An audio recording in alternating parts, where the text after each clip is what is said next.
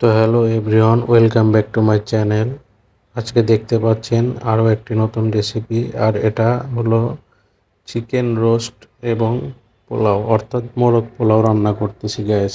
ঈদের মধ্যে অনেক মজা করলাম, মজা করার পরে এখন তো খাবার দাবারের পালা, তাই চলে আসলাম বাড়িতে। এসে দেখি মাকে বললাম আজকে চিকেন পোলাও রান্না করে দাও, মোরগ পোলাও রান্না করে দাও। তো মা বললো ঠিক আছে। তো মুরগি প্রথমে মোরগটা আপনাদের এনে ভালো করে কেটে এটাকে ধুয়ে নেওয়া হয়েছে। তারপর এখানে কিছু পেঁয়াজ কাঁচামরিচ রাখা হয়েছে কুচি, আর এখানে পোলাওটা রান্না করা হচ্ছে। তো এখানে আমরা পোলাওয়ের যে মশলাটা তৈরি করতেছি, তো এখানে অনেক কিছু দেওয়া আছে। তার পাশাপাশি এখানে আমাদের পোলাওটি তৈরি হচ্ছে। তো আমরা ব্লেন্ড করে নিয়েছি এখানে আমাদের মশলাটা। তো ব্লেন্ড করে আমরা রেখে দিয়েছি, আর এই পাশে আমাদের পোলাওটাও রান্না হয়ে গেছে। তো এ পাশে আমরা একে একে ধুয়ে পরিষ্কার করে চিকেনের যে চলে আসলাম অরিজিনাল রেসিপিটাতে, চিকেন রোস্ট তৈরি করতে। তো ওইখানে আমাদের গ্রেভির মশলাটা তৈরি হয়ে গেছে, আর এখানে চিকেনটা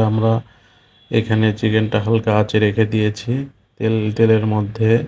তো কিছুটা কালার করার জন্য একটু হলুদ গুঁড়া দিয়ে দেওয়া হলো। তো হলুদ দিয়ে গুঁড়ো দিয়ে দেওয়ার পর 10 থেকে 15 মিনিট এইটাকে এভাবে সিদ্ধ করে নিতে হবে, একদম হালকা আছে তেলের মধ্যে সিদ্ধ করে নিতে হবে।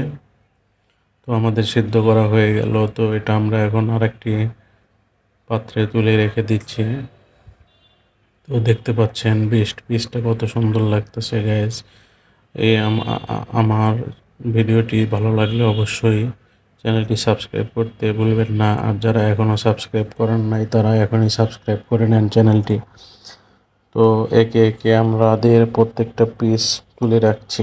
আর গ্যাস, এই রান্নাটা কিন্তু খুবই সাধারণ আর টেস্টি হয়েছিল, মানে কথায় বলার মতো ভাষা আমি নাই। তো এটা কিন্তু হেভি টেস্ট। যারা পছন্দ করেন তারা অবশ্যই লাইক কমেন্টস করতে ভুলবেন না। তো এখানে আমাদের রোস্ট চিকেন পিসগুলো প্রায় সিদ্ধ হয়ে গেছে, তো এই জন্য আমরা তুলে রাখলাম। তো তুলে রেখে এটাকে এখানে আবার কড়াইতে কিছু পেঁয়াজ বেরেস্তা করে নেব। এই জন্য কিছু পেঁয়াজ কুচি এখানে রাখা হয়েছে।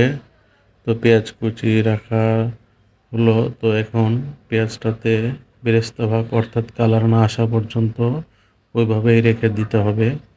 তো এইখানে যে মানে কি এখানে দেখতে পাচ্ছেন চিকেনটার কালারটা কিন্তু অসাধারণ হয়েছে।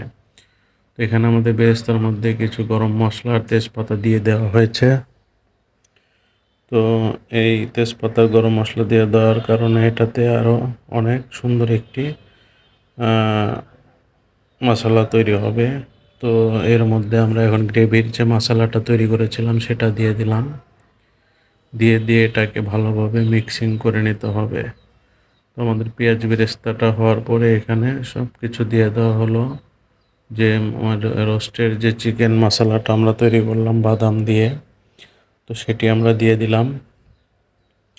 তো এই মশলাটার যখন হয় তখন এটার এমন একটা স্মেল আসে যে স্মেলেই মনে করেন খেতে ইচ্ছা করে। তো এর মধ্যে আমরা আবার সেই চিকেন পিসগুলো দিয়ে দেই। তো 15 মিনিট এটাকে চুলোয় রেখে দেওয়ার পরে এটাকে এই অবস্থায় তৈরি হয়। তো গাইস, আপনারা সবাই ঈদ কেমন কাটালেন জানাবেন। তো 15 মিনিট পরে এটার এই অবস্থা হলো। তো দেখতেই পাচ্ছেন খুবই অসাধারণ, মানে এটা যারা রান্না করতে পারেন না তারা কিন্তু এই ভিডিও দেখে অবশ্যই রান্নাটা করে নিতে পারবেন খুব অনায়াসেই। আর এটার স্বাদ কিন্তু অতুলনীয়। তো আরও 10 মিনিট এটাকে চুলোয় রেখে দেওয়ার পরে এটা আর একটু বাকি আছে, কারণ দেখতে পাচ্ছেন মশলাটা এখনও পুরোপুরি মানে এই মাংসের সাথে লেগে যায় নাই। তো এটাকে আমরা আরও কিছুক্ষণ চুলোয় রেখে দেব। তো 15 থেকে 20 মিনিট রাখার পর দেখতে পাচ্ছেন তৈরি হয়ে গেল আমাদের চিকেন রোস্ট। তো এটা আমরা পোলাওয়ের সাথে পরিবেশন করব। জাস্ট মানে এই পর্যন্তই আজকে ভালো থাকবেন। আল্লাহ হাফেজ।